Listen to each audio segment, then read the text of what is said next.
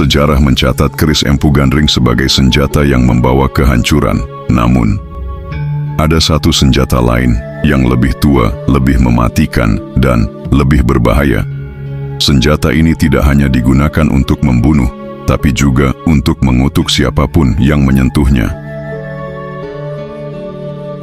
Di dalam ruang rahasia Istana Pajajaran, sebuah tombak terbuat dari besi hitam legam disimpan dalam balutan kain kuning. Konon, tombak ini bukan ditempa oleh tangan manusia biasa.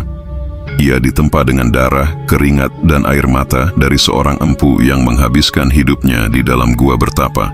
Ia tidak makan, tidak minum, hanya menunggu petunjuk dari roh leluhur. Nama tombak itu, Si Jangkung Manik. Saat pertama kali dihunus, tombak ini bukan hanya menembus daging musuh, tapi juga merampas jiwa mereka. Tidak ada luka yang bisa disembuhkan, tidak ada pengobatan yang bisa menyelamatkan korban. Siapapun yang terkena tusukannya, tubuhnya akan membiru dalam hitungan jam, dan pada malam hari, suaranya akan terdengar menjerit, seolah jiwanya diseret ke dunia lain. Pada masa kejayaan Pajajaran, senjata ini digunakan dalam perang melawan pasukan Majapahit yang ingin merebut tanah Sunda. Konon, saat perang berkecamuk, seorang panglima Pajajaran bernama Rangga Wulung mengayunkan tombak ini ke arah lawan. Yang terjadi bukan hanya kematian, tetapi tanah bergetar, langit menghitam, dan burung-burung jatuh dari angkasa. Pasukan Majapahit berteriak histeris. Mereka tidak hanya melihat teman-temannya mati, tetapi juga melihat bayangan hitam berwujud raksasa muncul dari tombak itu, mencabik-cabik jiwa mereka satu persatu. Kemenangan ada di tangan Pajajaran, tetapi kutukan tombak ini baru saja dimulai.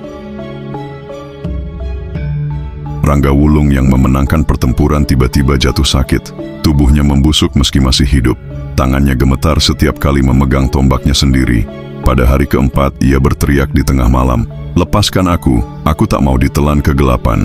Namun saat para prajurit datang, yang mereka temukan hanyalah baju besinya yang kosong. Rangga Wulung menghilang tanpa jejak, seolah ditelan oleh kekuatan senjatanya sendiri.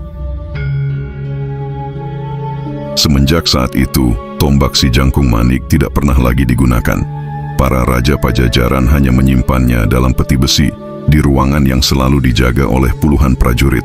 Tak ada yang berani menyentuhnya, bahkan sekadar melihatnya. Tapi ada satu pertanyaan besar. Apakah tombak itu masih ada hingga sekarang? Atau sudah berpindah tangan ke seseorang yang tidak kita ketahui? Bayangkan jika tombak itu ditemukan kembali, apa yang akan terjadi?